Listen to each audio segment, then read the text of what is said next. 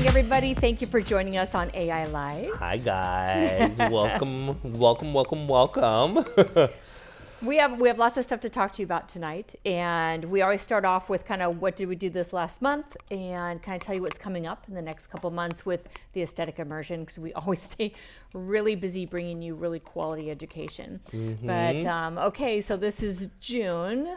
What did we do? Yeah, what did we do in the last month? May? I don't know. What did we do? I was in Utah last weekend. You were in Florida and New York. I was doing private trainings in Florida and New York. Yep. We're teaching them threads, fillers, whatever. I love doing private trainings. I think it's more fun. I love them. You know, sometimes doing them for the companies, as much as they're nice, it's like little golden handcuffs. You're like, can I say that?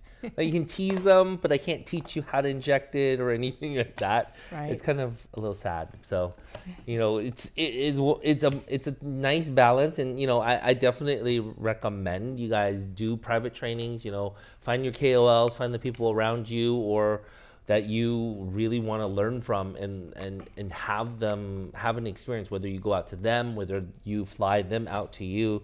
You know, I think some of the money you should save up for education is that. As much as, you know, I love the didactics and stuff like that, but you know, having done this for so long, I think the people that really advance, and we were talking to our practitioners this morning about that, is it's really about the experience. Like, yes, you have the knowledge base, you have this, that, but you know, taking that and going, well, what happens if I did that and that? But you have a basis of understanding why you're going outside the box, you know, and we need to go outside the box because that's how we advanced. I mean, that's how we came up with fillers, how we came up with toxins, all these lasers is out of the curiosity that can we do this better? Can we push that border? And, you know, the newer ones, it's play within the box. The ones that are intermediate, you know, you guys need to start pushing yourself a little bit more safely based off of education and all that stuff. But yeah, a lot of that. I'm excited for this month. I get my surgery on Friday. I'm going to go Instagram Live it, I hope, if they let me. Do you think they can let me? No, I think they're going to try to Instagram 8 o'clock Live. California time. We'll do it on both of ours. I'm getting Evo ICL. It's out of IQ Laser here in Roland Heights. I think they have like 4 or 5 surgery centers, but they're like 16, 17 clinics. I think they did like Jonas Brothers and stuff like that, but it's literally a permanent contact lens that you place in front of the actual lens, because I'm too young to actually change the lens, and it's not LASIK because they're not cutting the cornea, and you wake up the next morning and you can see. It literally is like a 30-45 minute surgery. They do little slits, place them in, and then corrects my stigmatism, which is pretty bad. My nearsightedness was pretty bad. And then now that I'm getting old, I can't read. Like, hello, reading glasses. So I haven't bought them yet. So, yeah. I'm excited. I'm excited to see where it is. Of course, he's my guinea pig. Well, me, I'm like, are they doing both at once? Yes. Because, you know, you hear about do one eye, then the other. And he's like, yeah, both. I'm like, oh, my God. We'll see if I'm blind in one No, eye or man. not. I'll be like, come out of your car.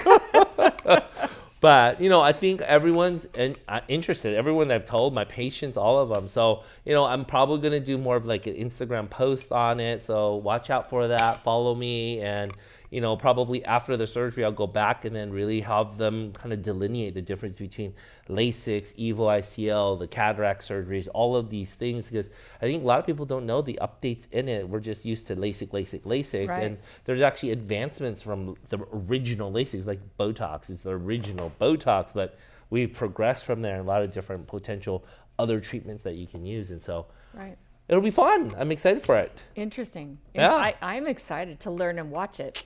I'm excited. So that's cool. It's like brand new stuff. We have lots of stuff going on, and I think it's really, really cool that you know, you have all this new technology. Yep. And this brand new technology that is like sometimes you haven't heard about until you hear from other providers. Yeah. And it's so interesting. So we'll keep you appraised of what's going on, and that's gonna be Friday morning. So we'll be either his or my Instagram. We'll 8 a.m. Instagram live it. 8 a.m. is So I think it'll be really cool. Yeah, it'll be awesome.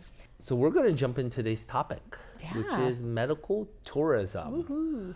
You know, this is an important topic because it goes both ways. You have a lot of tourists that come here to the U.S. to get stuff done.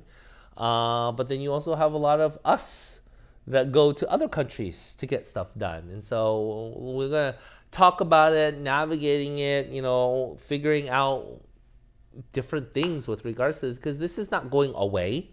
And this is a global society, and you guys have to realize what is out there. If people are starting to come in to town, what you should prepare yourself for, how do you balance that out if they are here for only a short amount of time, what can you do, all of those type of things. So medical tourism, it needs to be talked about a little bit. So that's why we're here talking about it. Yeah, it's something to definitely, it's popular. It's something that people do. I get people in my office all the time that go, well, I went over to Thailand and had my facelift. I'm like, oh, what if something happened? So, there's a lot of things that need to be researched and thought about before you travel across the world to have something done. So we're just kind of going to broach that subject tonight. All right. So our disclosures. Serving international patients. You want to tailor services for international patients. Really, really, of course, addressing the cultural, the language barriers, all of those stuff, I think is important. You have to realize it. And I know this firsthand because I have a clinic that is, one clinic is all pretty much all Asians. So it's all Chinese. I get a lot of patients that are actually going back and forth between here and Taiwan, here in China, here in Hong Kong. And you really do need to understand the cultural differences and not sometimes take offense because the way they speak to you sounds very aggressive or bold, and that aspect of it. It's just the way they speak. It's the way their culture speaks. It's that translational thing that just doesn't translate. We have slang that doesn't translate to anything. As well in the Asian communities and in all cultural, there's slangs that don't communicate or translate very, very well. In the aspect of it, and sometimes we take offense to it, or they may take offense to it, and we just have to realize that language barrier, the cultural barrier, things that you need to take in consideration when it comes to that aspect of it. It is. I mean, I think it's important for us. Like we've all have a tendency. We've all, like in the hospital I used to work at, we would take cultural sensitivity courses, and it's something that's important because we have such a mixed bag of cultures in every country. I mean, we really do. So it's important to respect someone else's culture. Like if I'm in another country, I want to respect their culture. The first thing I do is try to learn the language when I get there. Like how do you say hello and where's the bathroom? And I'm always trying to find out what their customs are. I remember when we went to Sweden for Galderma, I went into the store and I noticed I would watch people, and right away I would see them greet you when you come in as hi, hi. And then the other person coming in from Sweden will go, hi, hi. So I'm like, okay, that's how they greet people. So here I'm like American, don't speak Swedish. And so I'd walk into the store and they're like, hi, hi. I'd go, hi, hi. And then they would start speaking Swedish to me. And I'm like, I'm American. But, like I try to integrate and try to respect that culture. And I think it's really important that we understand.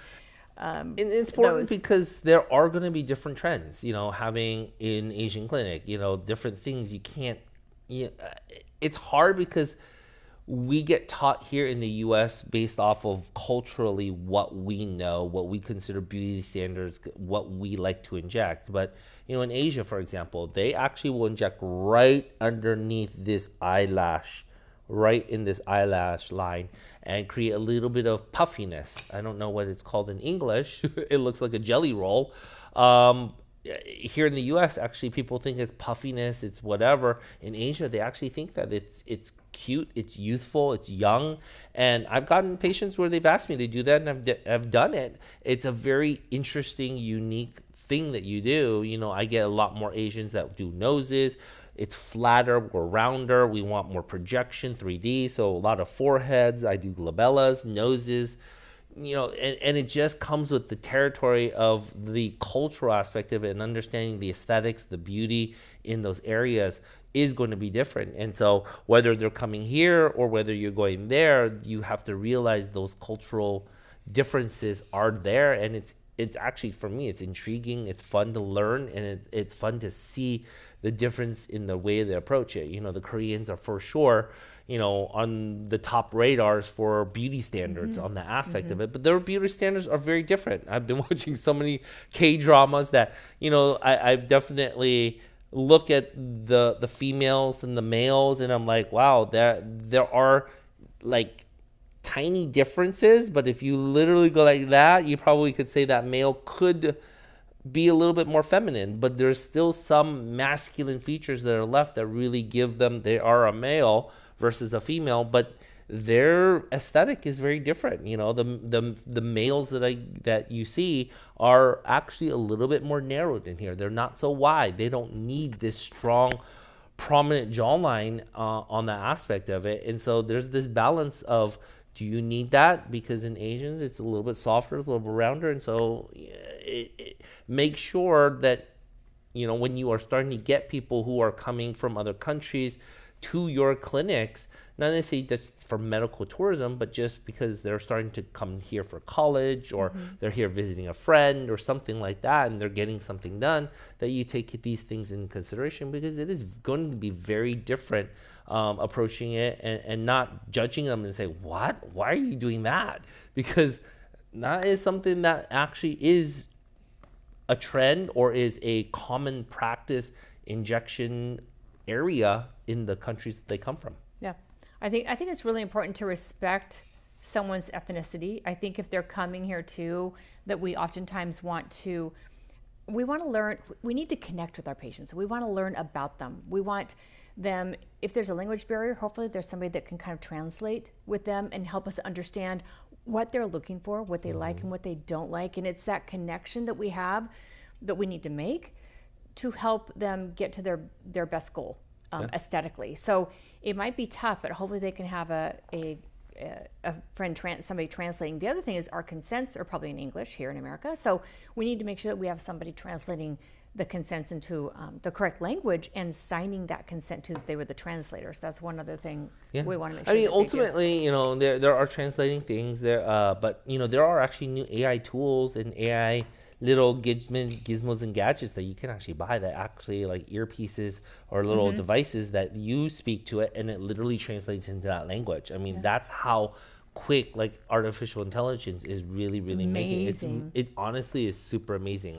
We've been playing, you know, from backing, you know, from our last topic last month, which was AI and stuff like that. I mean, I can do AI and speak in Spanish or Chinese and fluently, and it's kind of scary. My dad called me yesterday going, oh my God, there's these AI things and they're calling you through the phone and they're stealing your voice and whatever, and you need to be careful. My dad's more skeptical. They are. And it is something you have to worry about. But you know, that's off topic. But there are these translators now that you can buy that actually will automatically translate it out. I mean, if you don't have it, I mean, even going and just the Google Translate. There's the little function that you can speak into it. They can speak into it and it'll translate it right into English, whatever language, and then you can speak into it and translate right into theirs. So there's no excuse for you not to be able to communicate with a patient in a different language,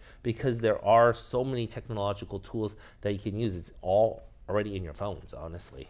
It's amazing. And I think that's something we all need to know so that we can have those tools available to us when we need to explain something to a patient or when we need to have them sign paperwork. It's really important that they understand and they have that informed consent when we do things too. That's a really good point. Really good point. Okay, so, you know, personalized, we talked about this, the kind of the personalizing the patient experience, you know, with regards to the international patients. Safety concerns. Wow. I'll leave this to Lori. Well, she loves the safety queen. stuff. You like to be safe too. Of course. But you know, one thing is, like, even when people are coming from out of state to see me, in fact, I had somebody last week who came to me from Ohio, and we're in California, and she wanted to have fillers done. And I said, well, when are you flying back home? She said, tonight. I said, you're not getting fillers. I do require that somebody stays around my location for about 48 hours, at least 2 days. We are 20 minutes from Disneyland, go to Disneyland. But I don't want you where I can't help you if something happens. So I really prefer that somebody is around for a couple days, because sometimes an adverse event might take 12 hours to show up. It might take longer. One of yours took 7 days. So it can take longer, but I think if we have them around for at least 24 to 48 hours, it will help us be able to catch anything, so that at least we will be with them and be able to help them if anything happens. So I think that's something really good to know. If people travel to you from out of state or out of the country to come see you, just remember that. Yeah, I think you have to be cautious about what you do and explain adverse things. Majority of people, this is hopefully the screening call that your staff does do, and it's something where if they are coming from overseas or out of state, that you have at least a little bit of a consultation ahead of time and expectation ahead of time of what is needed. You don't want to go into it necessarily blindly.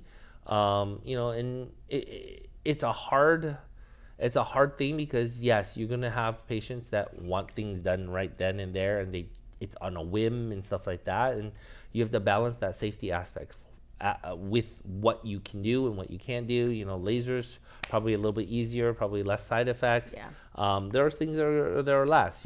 Fillers.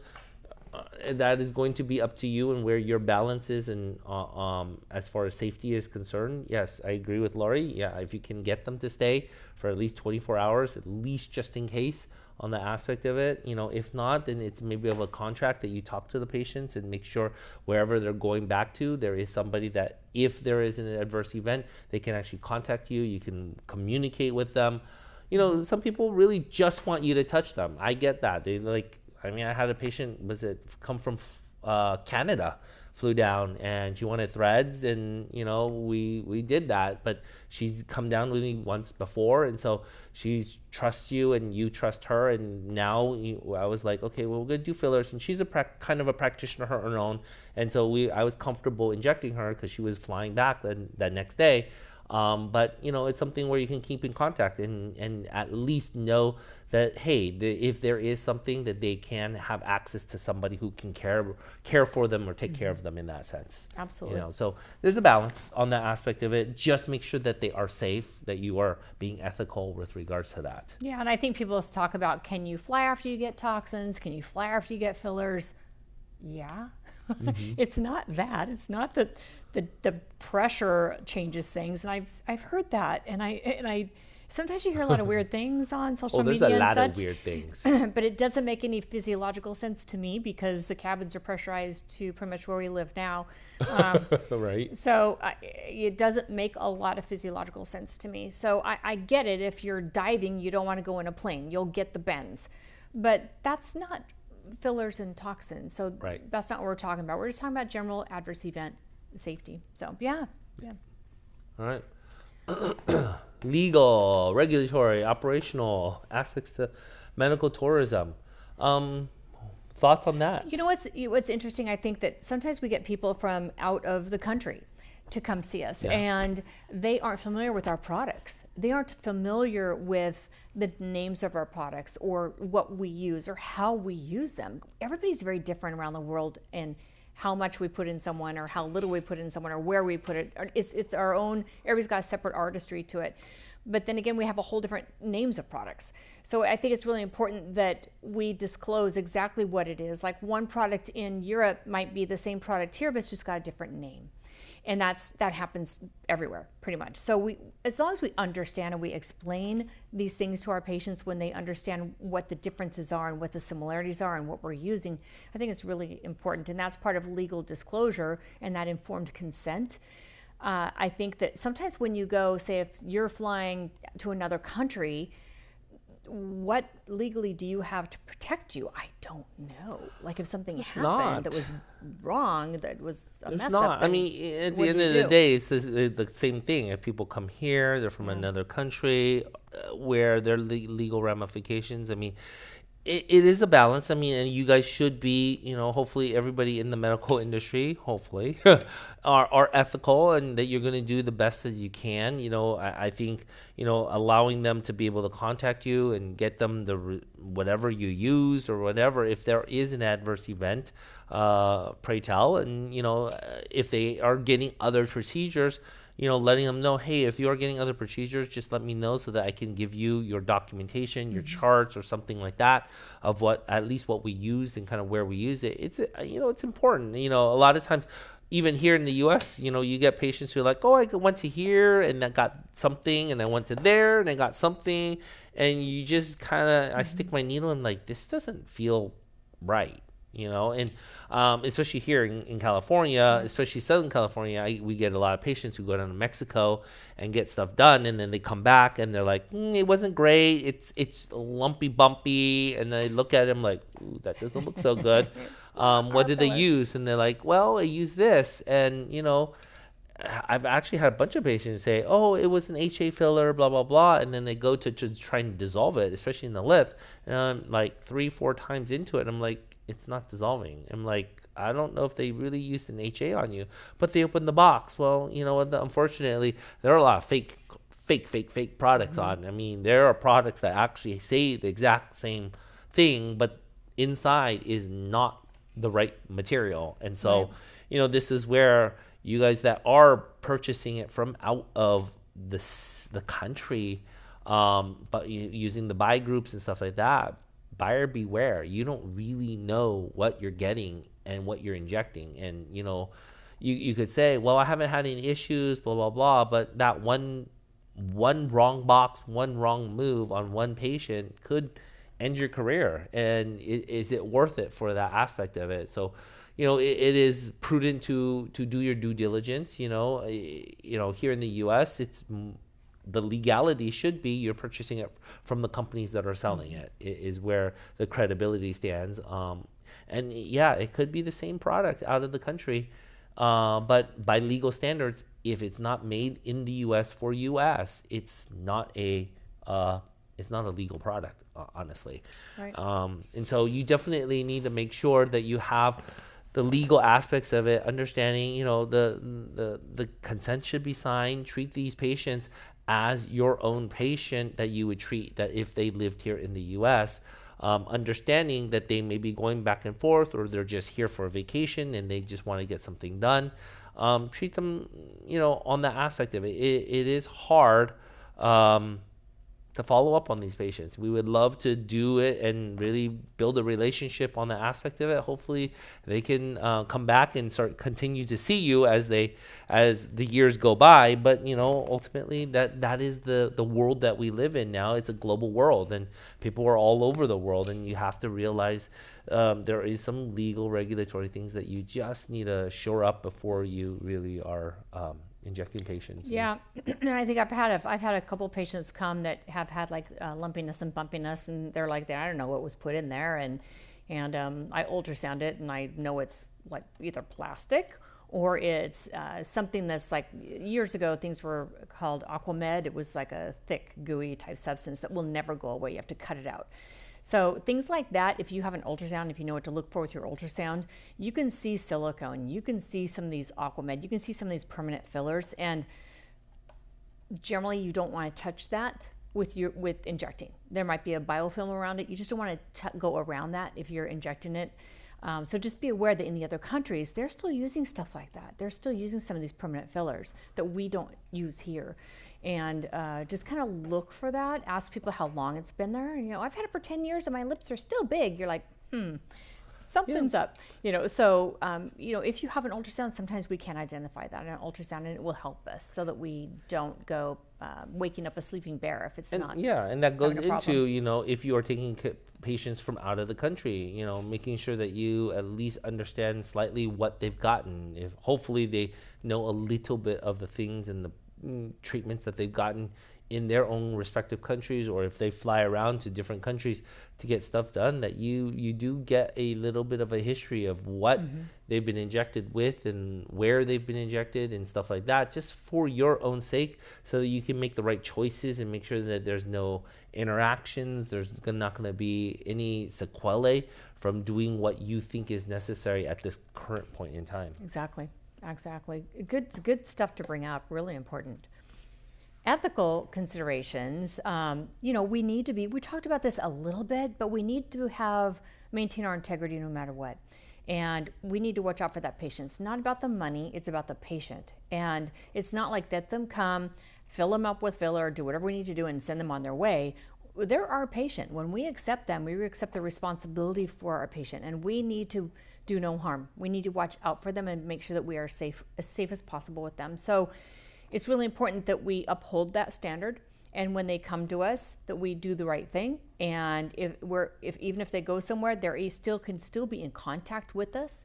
Like you were saying, that is, say if they fly to like Sweden, well, then I have colleagues in Sweden that if something happened 2 weeks later, I could hook them up with somebody in Sweden. So a lot of us have colleagues around the globe that we trust, that we could connect patients with, that do come in from other countries and other states. So it's really nice to have a system in place that you kind of know people. And that's where, like, you go to conferences and you start to meet people, and you start to become, it's like a college reunion when you go back, but you start to meet a lot of people and kind of just chit chat and get to know kind of their values and how they are as a practice provider, and you can kind of get to know people. So it's nice to create a network that maybe you can have around the country. Yeah, for sure. All right. Best practices for international patients. Some can't handle any discomfort. Oh, my right? Asians. The Asians like to be put out for fillers. And that is something, that you need to understand. In Asia, you do an Ulthera or Thermage, and they actually get put under to get that done. As silly as it sounds for us to go, yeah, I'm gonna put you to sleep just to do an Ulthera or to do a CO2 laser, all these things. It's just a different beauty standard, beauty expectations with regards to it. Ultimately that is a hard part to understand. I stare at them and go, well, I don't have an anesthesiologist here, so you're gonna have to suck it up. Here's your nitrous. Here's your nitrous, exactly. And it is really, really taking an account that every cultural aspects of it have their different things. And, as we talk into more about, this is just talking about patients coming to us, but us going outside and patients going outside the country, there is this aspect of understanding that every country has its own specialty, every country has its own way of doing things, and we may question it, but ultimately that's how they do it there, and I think that's figuring that out. Yeah, and it's hard because I think it's like that's what they're used to culturally, so that's the standard. So if they come here and they're going to have a CO2 and you don't knock them out, that might look substandard to them, maybe, or that you're trying to torture them. So torture them is probably the biggest. And that's something we wouldn't think of, like we wouldn't run across that unless we knew. Yeah.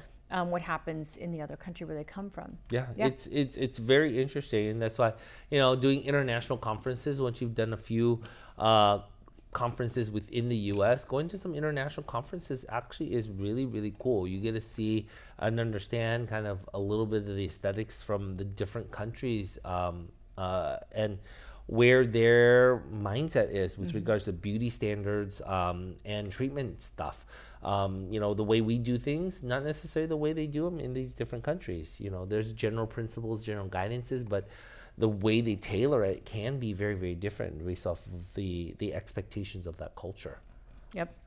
And I think what's interesting is recently on social media, something's been trending about this doctor in, where was it? Turkey, who had this amazing male before and after surgery, and it's obviously a fake. It's, people believe that it was the real person, but it's not even close. And this person has got the smoke and mirrors going up. I put on my Instagram, this person's got the smoke and mirrors of, here's my before and after, to get all these people, to go to Turkey to get this surgery. And who knows what kind of a provider that person is. Number one, if they've got fake before and afters, would you trust that provider? So it's tough because a lot of patients don't understand that there are that much smoke and mirrors in social media, and they're very trusting, and they don't ask a lot of questions. They don't vet their providers, and I think it's so important that no matter where you go, you ask questions and you vet your provider. Put them on the spot. What's your schooling? Do you read research articles? Do you write research articles? Do you teach? Different things. How often about. Are you in the office? How often do you do those procedures? Yes. just out there in general, when you get criticism, when you get praise, watch on social media, and the first things you should be going and questioning is when people are criticizing things, ask and question, how often do you do the treatments that you're criticizing?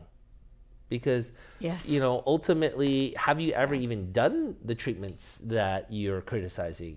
These are the things where now it's become an opinion, and instead of an objective, I guess, bantering in a sense. I see this a lot when it comes to like threads, for example. I do too. Love threads, and you're gonna hear blah blah blah blah blah blah.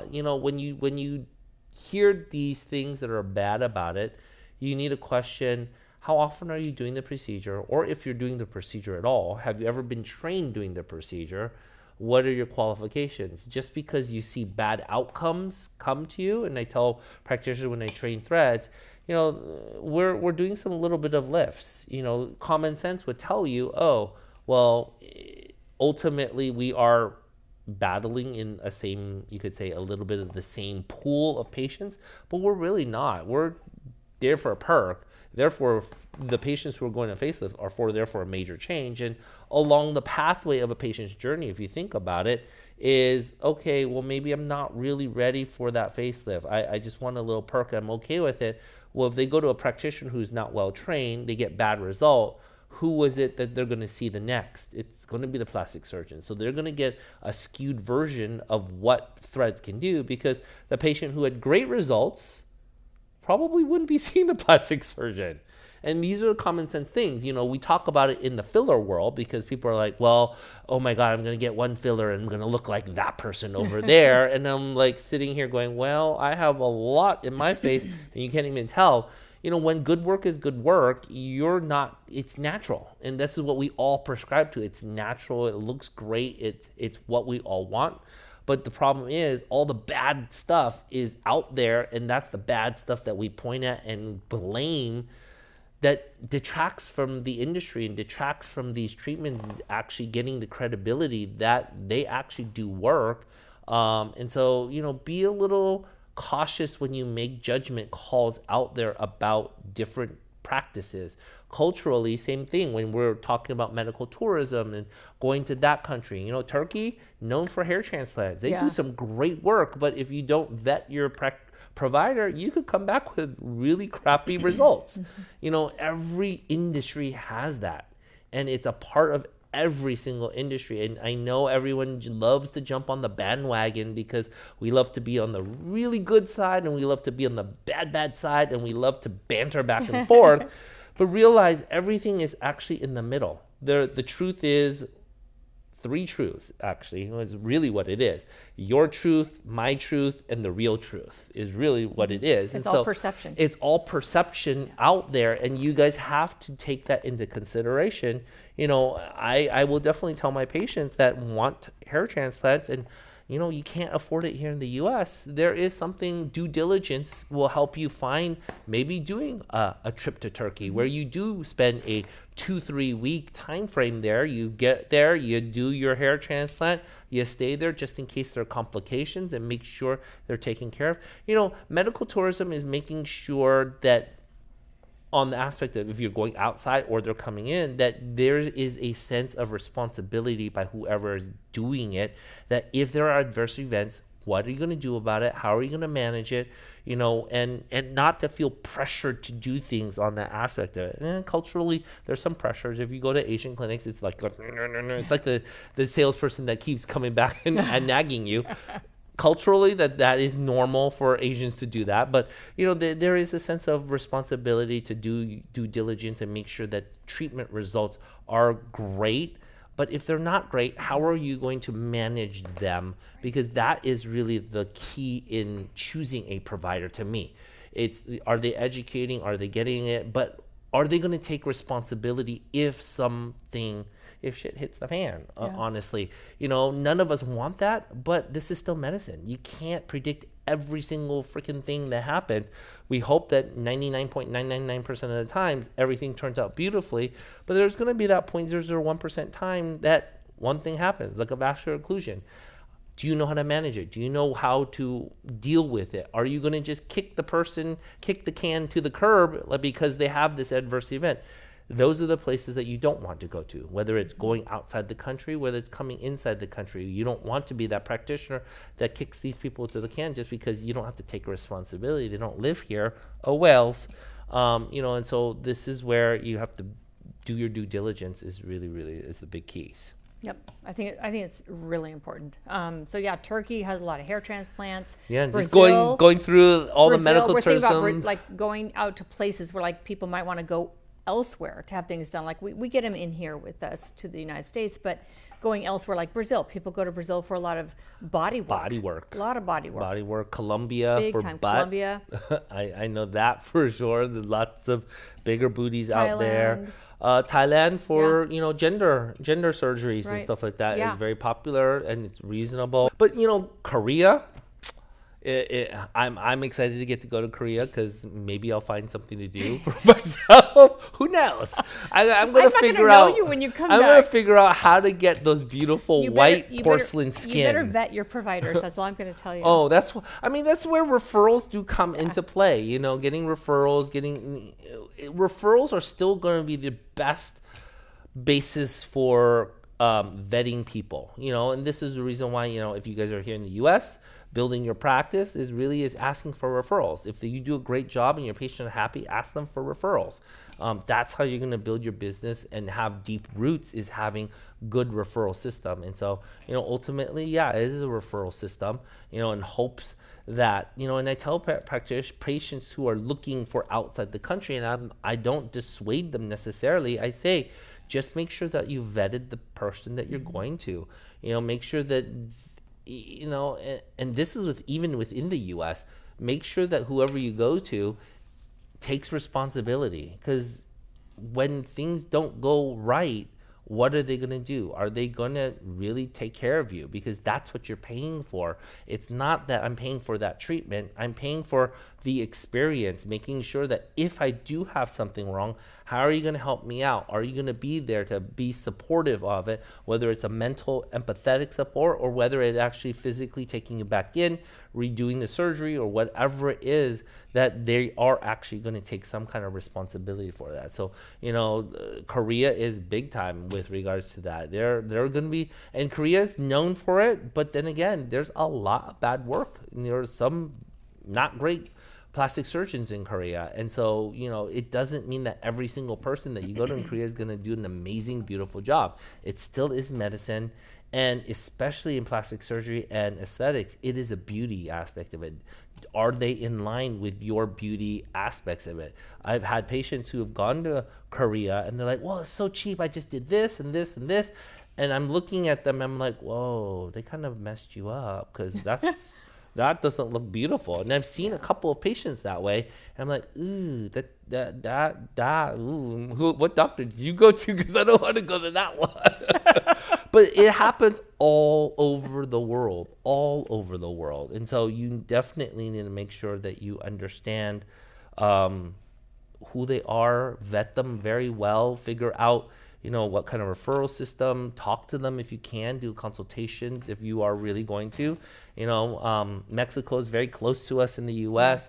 A lot of regenerative stuff. I know there are a lot of places that I hear that that are great for, they do a lot of surgeries. You see that. But a lot of regenerative medicine, a lot of cancer treatments, all of that type of stuff. But there are going to be some hokey pokey places, and there's going to be some really great places that do amazing, amazing work. And so make sure you do your homework. That is the biggest thing. If you are deciding to do medical tourism yourself, those are the things that you just need to warn your friends and family members and yourself about. Just be a little critical sometimes when you're out there. And for those that are coming in, be ethical in treating those patients of what you can do on that. Yep. Really important. And the other thing I want to mention is when we have people coming into us from out of state and out of the country, when I treat those patients, I oftentimes will print out a copy of my treatment record and let them know like wherever I did treatments and what I used and lot numbers. So they have the chart belongs to the patient. just so you know. Should. The chart is theirs. Legally, the chart belongs to them. So they can have a copy of whatever we need to give them. But if we give it to them at the time of their treatment, they can take that back with them. And if there's any question as far as what product was put in or how many units or whatever it was, the other aesthetic provider can look at the chart and tell real quickly what was done and what product. So I appreciate that if somebody can pull that up for me. And I've had patients be able to pull that up for me so I can say, okay, I don't want to mix those two products together. So I'm not going to inject A because B is there. So I think it's really important that sometimes we offer to provide that for them if they're leaving us, and it helps. Say they do just their toxins where they live in Florida and we do all their fillers and such. So it will help them a little bit when they have their treatments to have them more consistent and congruous. Yeah. All right. So we actually talked a lot. So we're at the last 3 minutes. Okay. I guess we're supposed to wrap it up. Making sure AI Live is going to be on YouTube and our podcast, Apple Podcasts and Spotify. Our next AI Live will be July the 9th. Because I think the week before will be the aesthetic show, and then it's July 4th. So we're going to push it back a week, and it's going to be July 9th. It's going to be at 5 p.m. I don't know. Did we decide on a topic for AI Live next? I don't think so. We have a topic. We have a topic. For the whole year. We just forgot to write it down. What it is. So we will be announcing that. It'll be on our social media. It'll be on social media. Yeah. But as always, thank you so much for joining us here at the Aesthetic Immersion. If you have any questions and concerns, reach out to us at learn@theaestheticimmersion.com or follow us online at the Aesthetic Immersion. And we'll see you next time. Thank you for joining us, everybody.